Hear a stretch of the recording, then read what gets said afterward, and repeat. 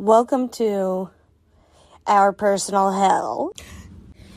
Yeah, we've been having neighbors doing construction for months and months and months on end. And whenever it first started, we ran into one of the construction men outside, and he said, "Oh, I'm sorry about the noise, y'all. It'll probably take about 3 days." Well, fast forward about 6 months, and it is still going on, which is super fun to wake up to at the butt crack of dawn. So, if you hear anything in the background, I can't control it, so try your best to ignore it, okay? We're all adults. Are you awake? I need you to wake up. I'm going to need you to pay attention here. We got lots of things to go over today. First of all, in case you don't know me, my name's Katie Cantley Brown, and I've been wanting to do a podcast for a real long time. I'm still workshopping some names, so if you have any creative ideas, go ahead and drop a comment for me. Like and subscribe. Share with your friends, or don't. That'd also be cool.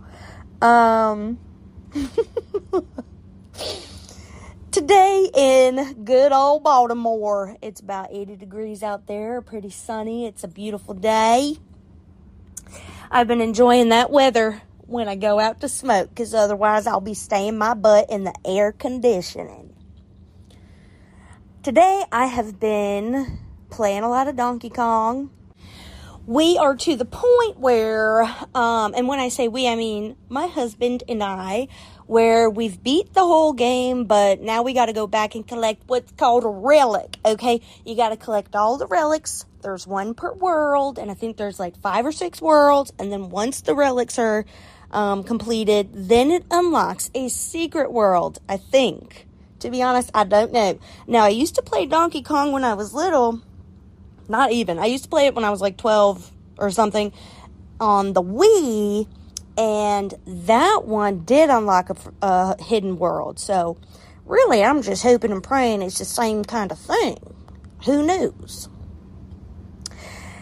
Anywho, in other news, I kind of was workshopping a couple different names for today's episode.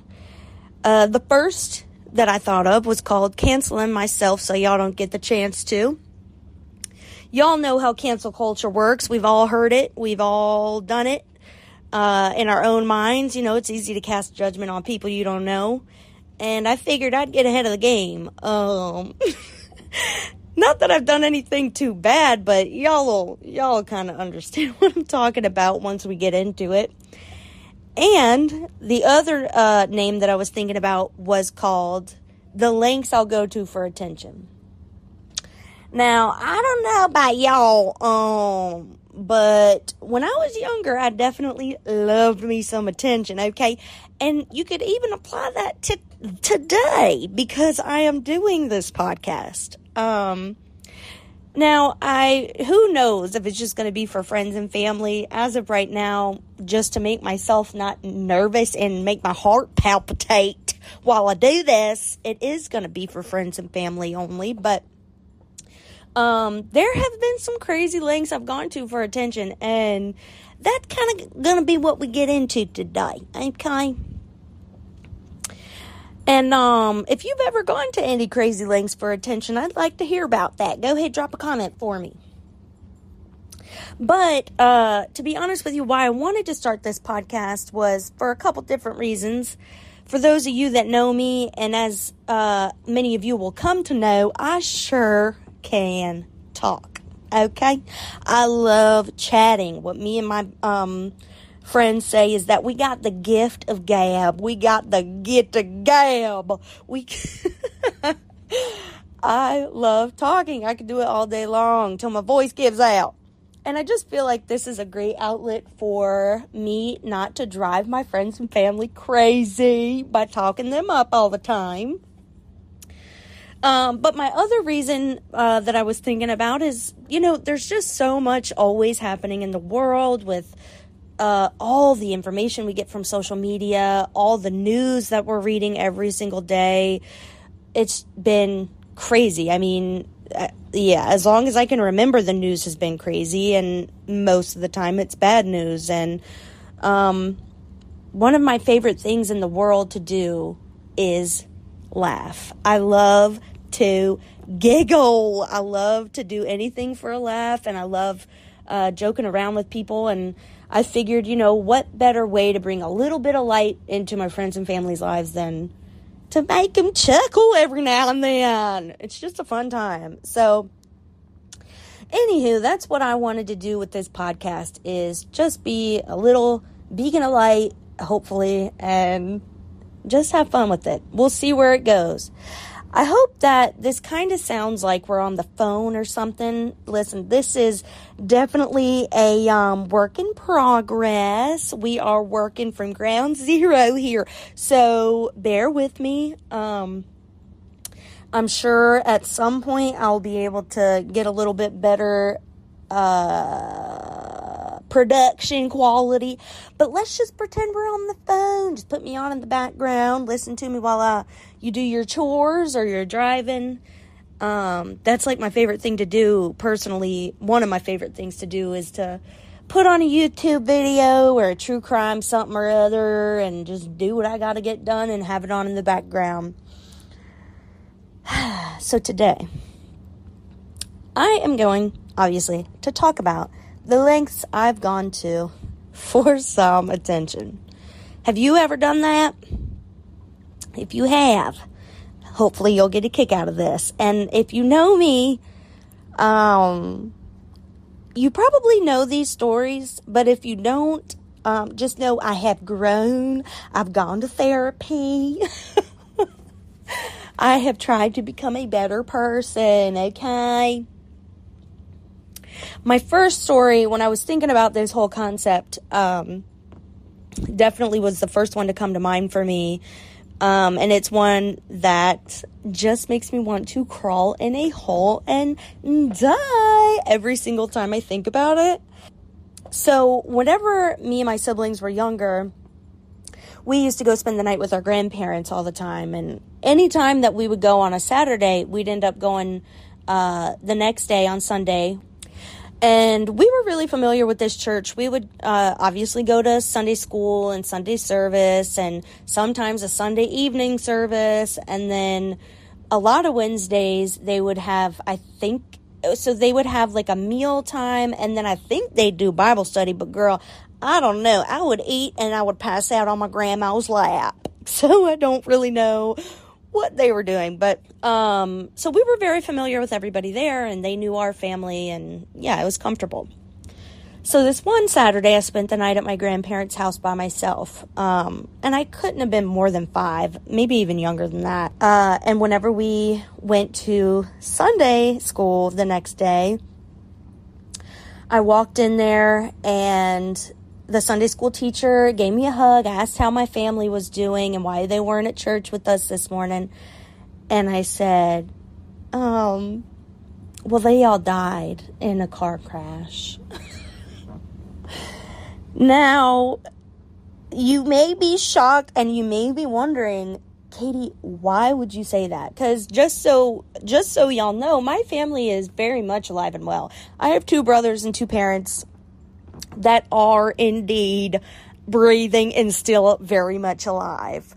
So I don't know. I think I just wanted them to be like nicer to me, but they were already lovely people. So I just wanted attention. That's really what it boils down to. Now the kicker of this story for me is I forgot I did that. I completely forgot that I had ever done that. That was a memory that I just threw out after I left that Sunday. I just forgot that I wreaked havoc that way. Until years later, I couldn't have been more than 15 at this point, and we had traveled back down to Arkansas to visit some family and to celebrate my grandparents' 50th wedding anniversary. And after the renewal of the vows and everything, it was beautiful. Everyone was kind of having a reception, eating some fried catfish, as one does. And I found myself sitting at a table with this woman I didn't recognize. And so she reintroduced herself, and she pointed her finger at me, and she said, "Now, I have a story about you, young lady." And she unlocked that memory for me. That was the Sunday school teacher that I had told that my family had died, and she exposed me in front of my entire family and extended family and also some people that I did not know. So I was mortified. I could not believe that I did that, and it made me feel so terrible because after Sunday school that day, when I had originally told the lie, she walked up to my grandmother and said something like, "I am so sorry for your loss," or "sorry to hear about your son and his family." I don't remember word for word, but I can't even imagine what my grandmother must have been feeling in that moment, other than, what is wrong with this little girl? Now that I'm telling that story again out loud, it really makes me kind of surprised that nobody was like, maybe we should get her into a psychologist. Because that is so dark. Just very dark. But anywho, whenever we were younger, my family moved around a lot. Like, I think I went to maybe 8 different schools total. Besides college, it was a lot of moving around, and we moved from city to city, state to state. And whenever I was real young, we moved from Arkansas to Maryland. And, you know, when I was younger, it was fun. It was exciting, and I was, like, trying to be brave and show off and act like I wasn't scared of anything. But as I got older, it started to get real old real quick. And I remember when I was about to go into 8th grade, we were told we were going to be moving again to a different town. This was not as far as Arkansas to Maryland, but it was probably about like maybe 45 minutes away from where we lived. And I remember thinking to myself, oh, this is my time to reinvent myself. Like, in 6th and 7th grade, I had a few friends, and I had some, the friends I did have were very close with me, and I loved them. But obviously, I think a lot of people go through bullying in middle school, and that school was particularly bad for me. So whenever we moved, I was thinking, okay, I'm going to reinvent myself, and I'm going to create some crazy lore so these people at this new school think I am the most interesting human being they've ever met. And so at the time, I had a brother who was playing music and stuff, and he had talked with some people about maybe getting something published. And in my head, in my little 13-year-old brain, I thought, that is the coolest. And it was exciting. Like, you know, we had never done anything like that or heard of anyone close to us even considering putting out anything like that. Or at least I hadn't. Let me not speak for my whole family. But I thought that was cool. So when we moved, I ended up making friends with some girls. And for some reason, the girls at this school were obsessed with One Direction.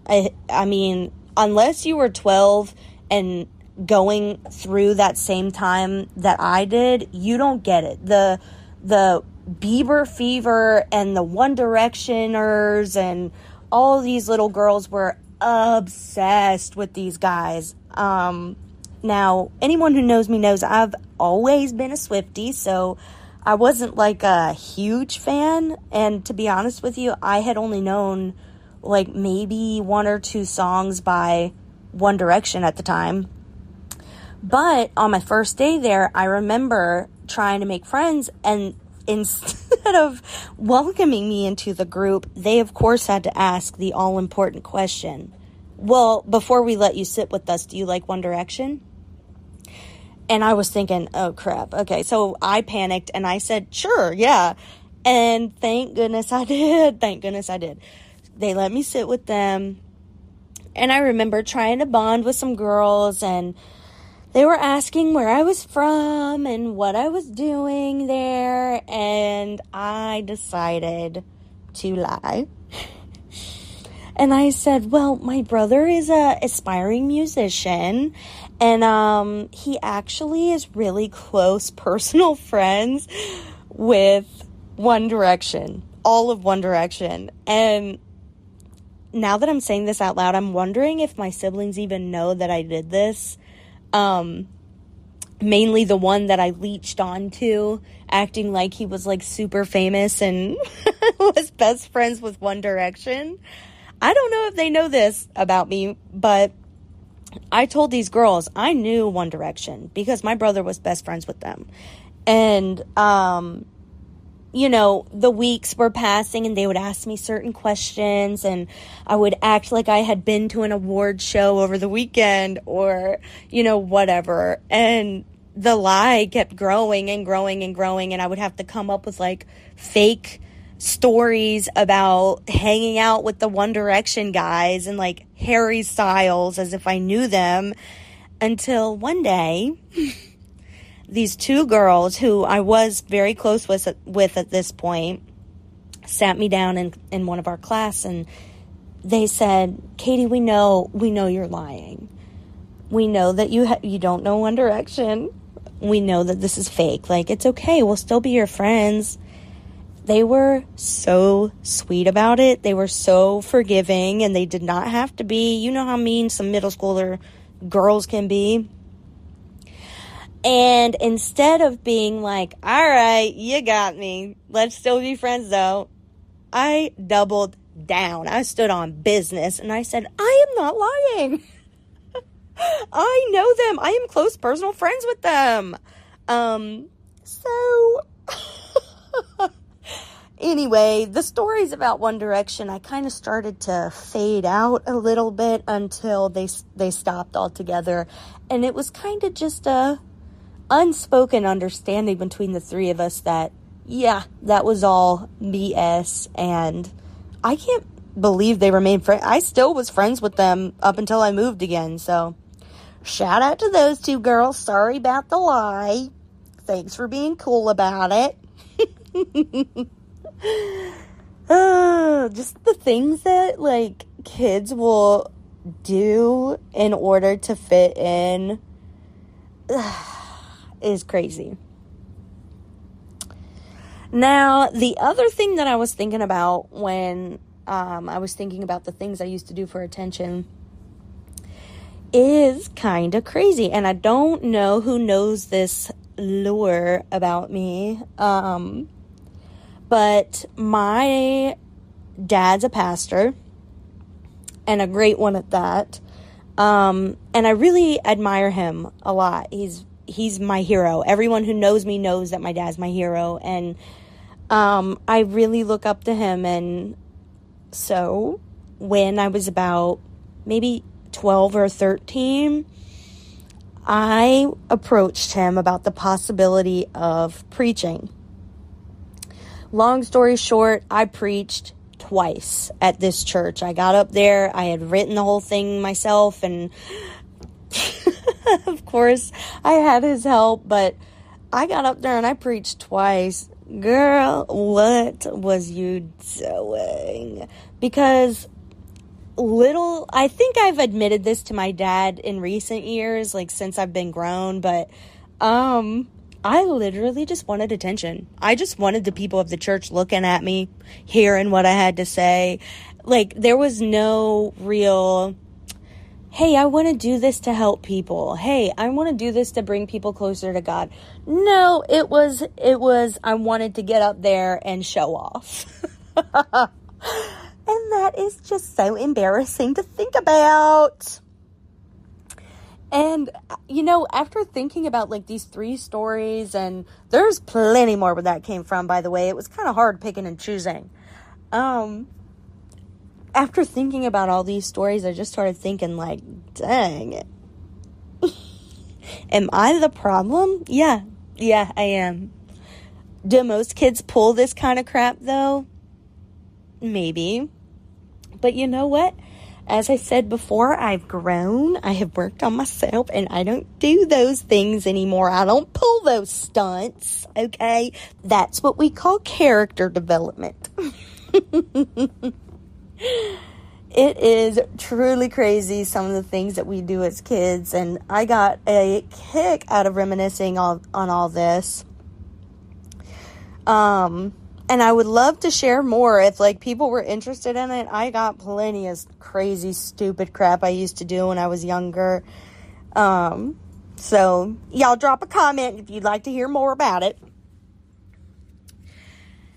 Now, moving on, let's talk about some music that I've been into. Let's shift gears here. Lately, I have been discovering some really good music that came out before I was born, and I love listening to new music. I love looking at playlists I wouldn't normally click on every day. Now, I'm sure my family is going to want to jump through the screen and choke me when they hear this because I won't shut up about this song. But if you've never heard Strawberry Letter 23 by the Brothers Johnson, you are missing out. That crap is so good. Whenever that beat comes in at the beginning, Strawberry Letter 23, it's really good. You're missing out if you don't listen to it, and you've been warned. The other song that I have been having on repeat lately is called Conceited by Lola Young. I'm sure many of you have heard that. It's really popular right now, but that crap goes so hard, and it's so different. Her voice is so raspy, and it's really good, especially whenever I think it's the bridge. If we're going to get technical with it, I think it's the bridge when it starts going real hard. That is a great song to jam out to. Okay, let me think here. Oh, my other favorite that I've had on a lot, especially while doing chores or like when I need to keep the energy up, is Machu Picchu by The Strokes. Go ahead and get you some. Okay, that crap is good. That crap is really good. Also, I'm going to go ahead and go back a beat to Strawberry Letter 23. I discovered that song because I watched Jackie Brown by Quentin Tarantino for the first time. And I was hooked as soon as I heard it. It's so good. Now, what you're going to want to do is get in your car, turn your volume up really loud. And if you have a convertible, that would be ideal. Now, I don't have one of those. I know the struggle. So, you're going to want to go ahead and roll down all four windows as far as they'll go. And turn that crap on. It is so good. Okay. All right. Let me shut up about that. Speaking of the struggle, shifting gears once again, I thought I'd talk to y'all a little bit about some struggle meals. If you don't know what a struggle meal is, it's a meal that you'll have when you're rubbing two pennies together. Okay? You don't have a dime to spare on some food. You just gotta make what you got work. Honestly, struggle meal might as well be my middle name at this point. Katie Struggle Meal Cantley, because I have gotten very accustomed to it. Now, some of my favorites, and listen, y'all, a struggle meal, if you know what a struggle meal is, if you've been there, you understand. There's this unspoken understanding that a struggle meal is going to be probably some of your most down low, dirty, weird, gross meals you'll ever have. But when you're poor, that crap hits because it's probably your only meal of the day. One of my favorites is what I like to call poor man's mac and cheese. Okay? Now, I don't like to use a spaghetti, fettuccine, or like linguine noodle. You don't want a long noodle for this, okay, folks? You want like a elbow or a cavatappi if you can afford that. That's kind of a non-struggle meal noodle, okay? But if you can swing it, that is ideal. Then you're going to want to get specifically shredded sharp cheddar cheese. that crap hits every time. Now, that in and of itself is a struggle meal. Just a couple handfuls of it straight into your pie hole. Been there, done that. That is also a certified struggle meal. What else you're going to need is however much sour cream you want to taste, okay? And then you're going to need to get you either some Tony Chachere's or some Lawry's seasoning salt. Now, if you don't know nothing about Tony Chachere's, let me put you on, okay? Everyone that knows me knows Tony Chachere. That is some Creole seasoning, and it is good. You could put that ish on everything. And I do. But Lawry's will also work. It's not bad. So all you got to do is bake your noodles or whatever you got. Throw it in. I usually like to throw it in a chili stained Tupperware with a lid. And you'll understand why the lid later. Throw in as much cheese and sour cream as you'd like so that you have a nice mac and cheese consistency, and then season to taste, and then throw that lid on there, shake it up, and you got yourself a certified struggle meal. Poor man's mac and cheese. It ain't bad. Now, whenever I am really down and out on my luck, I will eat some rice and beans. Now, my southern folk out there, I'm sure you're very familiar with that. It is what some consider to be a struggle meal, what others consider to be a delicacy. Now, there is a pretty stark difference between delicacy and struggle meal when it comes to rice and beans. For me, I usually have it whenever I'm struggling a little bit because it is dirt cheap, and I always got some rice and beans on hand, and it's good, and it's filling, and it's hearty. Now, what makes it a delicacy? Listen to this, everybody. Ears open. Cornbread. Southern cornbread. And then also, if you really want to go there, a little bit of andouille sausage in there. That crap is good, and that is a delicacy. Another one I've been hitting pretty hard lately are any sort of rolled chili lime chips. Okay? So like a Taki is good, but after a little while it starts having a real chemically flavor to it that is a bit off-putting. Another good chili lime chip is the Doritos Dynamitas. Those are excellent. Okay. And then Mom's Organic Market also has a brand. I think it's called Zach's Snacks. And they do two different flavors. One is a spicy nacho and one is like a chili lime. Both are sublime. Okay. Very good. That is a struggle meal for me because that's all I'll eat. Okay. I get a little bit crazy with the chili lime chips. Now, if you want to be just downright dirty delicacy and you like spice, get some of those chili lime chips, put them in a chili stained Tupperware with a lid. Get you a fresh lime, and squeeze it over top. And then you can get a little crazier and you can add some cotija, however you say that, cheese, or Oaxaca cheese, and then shake it all up and eat it with some chopsticks so your fingers don't get disgusted. Anywho, that's what takes the struggle and turns it into a delicacy, okay? Now, there's definitely more struggle meals that you could make. These are kind of my go-tos and what I consider to be a struggle meal. Now, I have been in the position where I've eaten air for dinner, and that is what we truly call the struggle of all struggle meals. But yeah, that's some good struggle meals I've been eating lately. Oh, ramen is always a good one. You can always jazz that up with some vegetables if you can swing it. Anywho, so these are my thoughts of the day. These are my stories of the day. I think I'm about to get on this Donkey Kong and see what I can do. I'm really struggling with this one level. So wish me luck on that. I'm on the final world. I have to get my final relic. Hopefully I can complete that today.